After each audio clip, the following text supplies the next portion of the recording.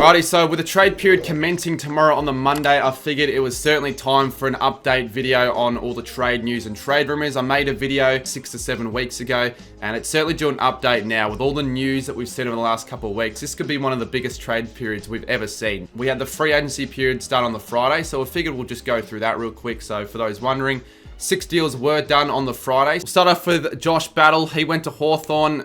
People probably wondering, obviously as a St Kilda fan, what I think of that. It's expected. I knew it was going to happen like 2 or 3 months ago, to be honest. Like, it's obviously a disappointment that we got rid of him because he's obviously been such a valuable player for us this year. Finished third in the best and fairest. He's had a breakout season, but we'll take the pick 8. We get the band 1 compensation, so we get pick 8 for the Saints. Obviously, because the Saints finished on the lower end of the ladder, they get a higher pick for the band 1. So that's why Ben Mackay got pick 3 last year, because North finished 17th. So it's a win-win for both parties. Hawthorn get Josh Battle in the prime of his career on a 6-year deal. The Saints get pick 8. And hopefully we don't butcher that. I'm a bit disappointed though. He did finish third in the best and fairest, Josh Battle, but we didn't invite him to the best and fairest. So I don't know why that's the case. Like, were the Saints really that salty that he was heading over to the Hawks? I'm not too sure why that's the case. Next up, we had Elliot Himmelberg heading over to Gold Coast on a 3-year deal. I haven't really got too much to say on that one, to be honest. I mean, I thought initially Himmelberg was rumoured to head to the Giants. I know that was early trade rumours and all that. He's serviceable. He's all right. He only played 9 games for the Crows last year, so I'm not too sure how much value the Suns will get out of him, but they get to pick him up for not too much. Tom Campbell, another St Kilda player that is heading to another club, this time Melbourne. The Saints delisted Campbell, only played 4 games for them in 2 years, and I think he's better than what 4 games would suggest, so I think he'll get more game time at the Ds.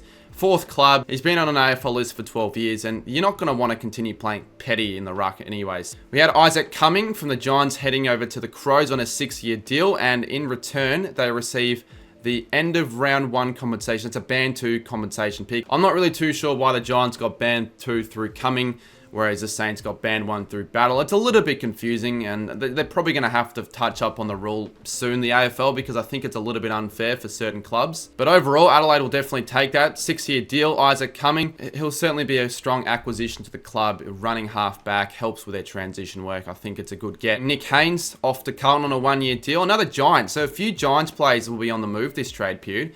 1-year deal, past his prime, but I think he's serviceable, so Carlton will definitely take him. And Harry Perryman heading to Collingwood, to another GWS player. And the Giants get another first-round draft pick in return, band 1, pick 15. Harry Perryman used to play for Collingwood under a 6-year deal. And I guess, you know, he's probably a good replacement for someone like a Noble, I would say. So good get from the Pies as well. So now I'll go through all the plays that are possible on the move this trade period at the moment, all the news, all the relevant trades. We'll start off with the Cats. Clayton Oliver, he's probably the biggest name at the moment, one of the bigger names at least.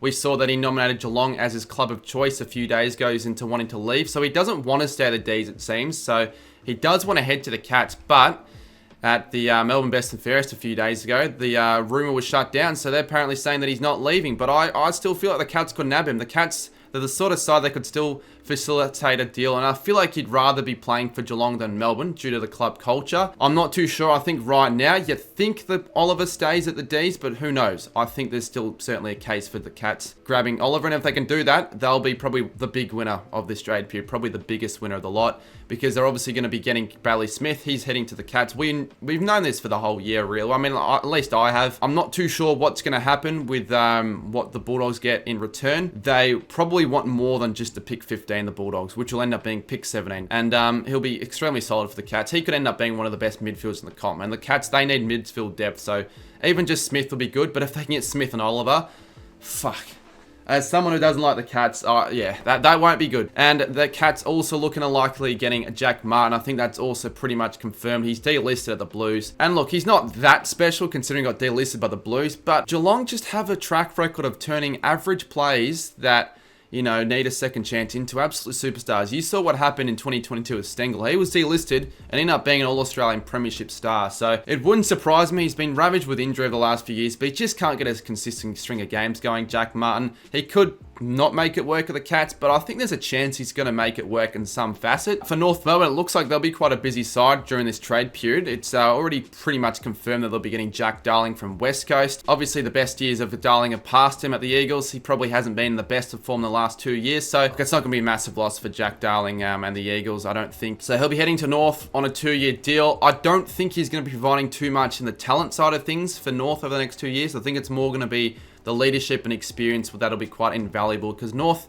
haven't got many mature age players on their list at the moment. I think it's a good get. He can help mentor the likes of Larky up forward. I think if you're North Melbourne, you'll take as much experience as you can get because he's a premiership player. Same with Luke Parker, another premiership player. This one sort of surprised me that he wants to head to North because I thought, especially after playing the grand final for the Swans, like, wouldn't you want to just stay at the Swans? But yeah, you could argue he's falling out of favour in the side. He might not be in the best 22 next year, but I thought he came into form very well for Sydney, you know, playing up that forward role a little bit, forward mid role, and once again, they're chasing experience, and I think it's a good move for North Melbourne. You know, get another player like Luke Parker in maybe 2 or 3 years, possibly, if he's good enough. And that'll help North set greater standards for the club, which I think will, in turn, make them a tougher side to play against in the next year or two. Tom Barrass, obviously, heading to Hawthorn. We'll quickly just touch up on him. I think everyone knows that this is another basically confirmed deal, with Barrass having requested his move now over a month ago. Now, Barrass still has 3 years left on his contract with the Eagles, but nowadays, contracts don't freaking matter like shit, really. So I think the Eagles will still have to pay part of his salary, but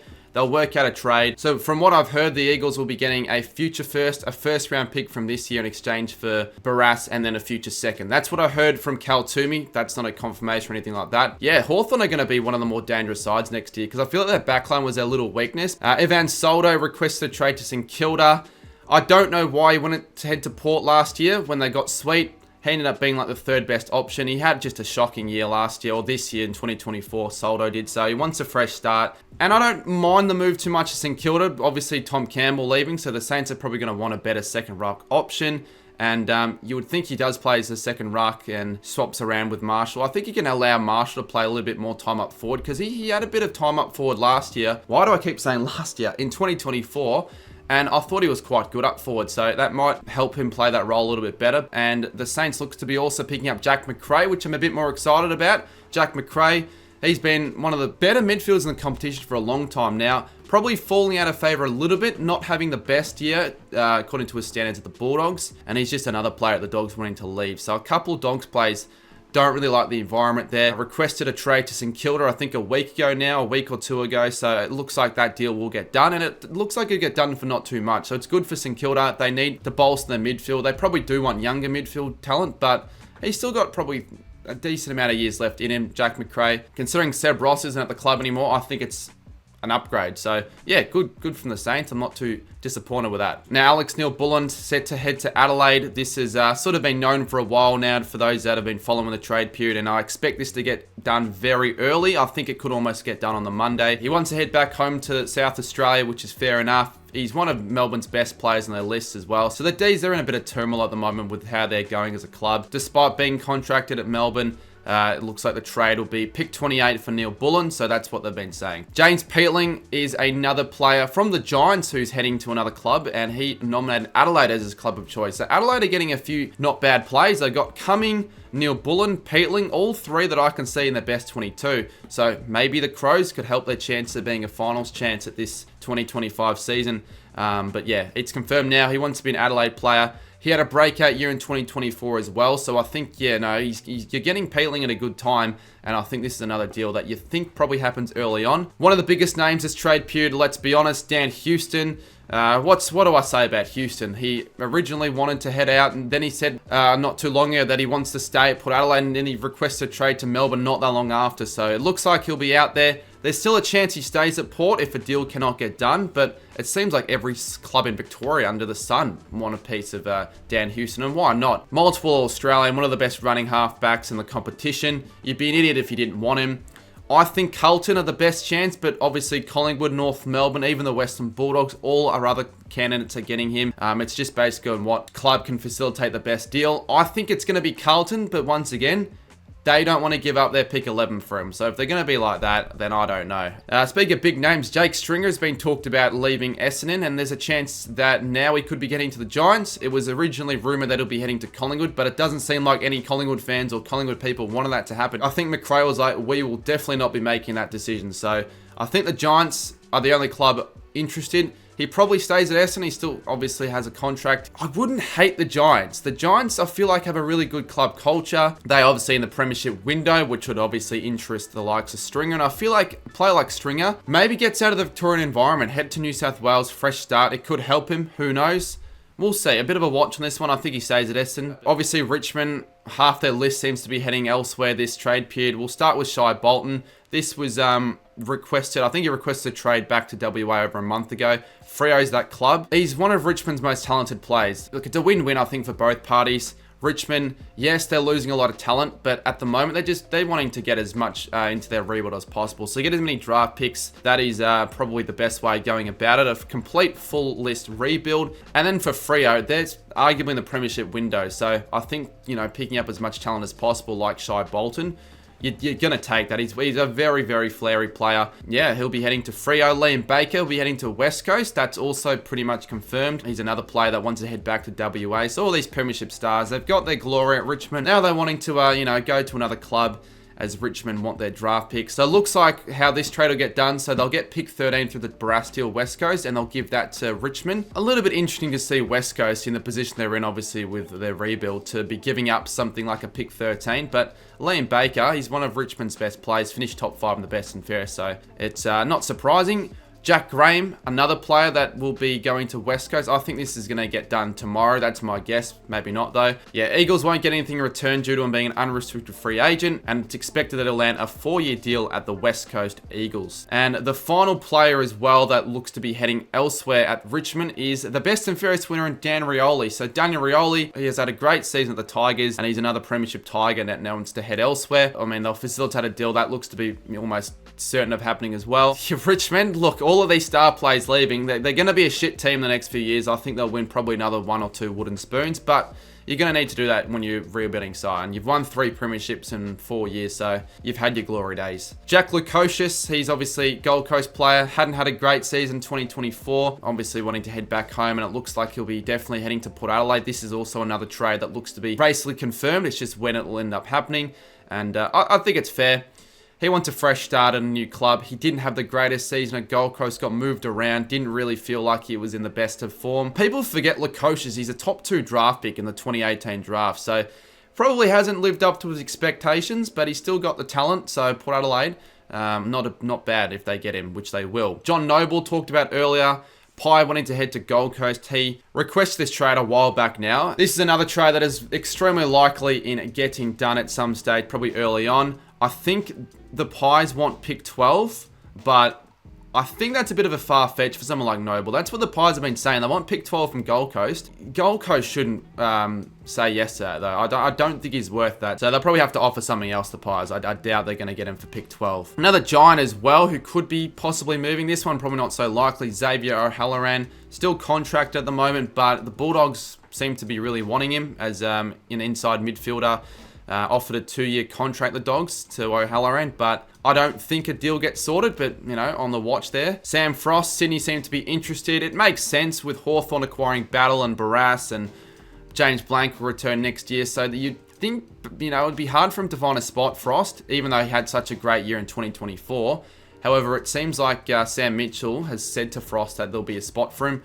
I'm not too sure if he's going to be in the best 22 though, but it makes sense. But I feel like Frost would want to stay at Hawthorn with the way they're going about it. Swans are in need of key defensive spots, so that's why they're pursuing him, but keep a close eye, I guess, on that. Adam Tomlinson, currently a free agent, so looks like Collingwood want him, and I think he's a greater than 50% chance of heading over. Considering the Pies probably need that key defensive depth after, Nathan Murphy retiring, so can replace him. Wouldn't surprise me if the Pies get Tomlinson. He's another player who could be heading elsewhere. Ollie Lord, Port Adelaide, young key forward. Not the best player in my opinion. I feel like he's been very inconsistent and hasn't really proved too much talent. But Collingwood and Melbourne, they're 2 clubs that are in need of a few key forwards. So he's not a proven player yet. I think Port Adelaide would want to keep him considering Dixon's retired and all that. So I don't think he leaves, but if a deal gets made, who knows if there's a good enough offer. A fairly big name player in Caleb Daniel as well. I talked about him in my last trade video. I said that he was going to head to Adelaide more than likely or something like that. I think that the only side that is going to land him now would be North Melbourne, and I think it's probably less than 50% chance because I think he's deserving of a best 22 spot. I don't know what Luke Beveridge is doing, subbing him out every other game. He just didn't get enough game time in 2024, so he hasn't had a proper crack at it for a while now. He'd get much more opportunity at North Melbourne, but the thing is, I don't know if he wants to leave considering he's so close to a lot of the Doggies plays. Caleb Daniel, but I think for his sake, he'd be better off heading to North. Tom Cleary, he's another player that I've seen linked to West Coast. Considering that obviously Barras is going to Hawthorn, it makes sense why they'd want a replacement, but I'm not too sure how keen Port are at this, but maybe that could happen. Dustin Martin, obviously, big name, rumour to the Suns, not going to happen. What's happening with Dustin Martin? Well, I don't think he's heading anywhere. He said he said that he's happily retired, although he did meet with the Gold Coast Suns before that, but honestly, I'd be very surprised if at this rate now Dustin Martin heads to Gold Coast. I think everything's been shut down. People still think he does. People think he's just, bluffing, but I don't know. It seems to me with his body language that he's probably had enough, because you could tell when he played his last game and his 300th against Hawthorn. So I think he's had enough. And the last player before we wrap it up with all the names, there are more, but we're going through the most relevant. Matt Owies, he's had a great year in 2024. I think he kicked 33 goals. Carlton's clearly their best small forward. Has been told to explore his options, so there'd be a few clubs that would be keen on someone like a Matt Owies, but they haven't been able to facilitate good enough deals at the moment. So it looks like his future in another club has been in limbo.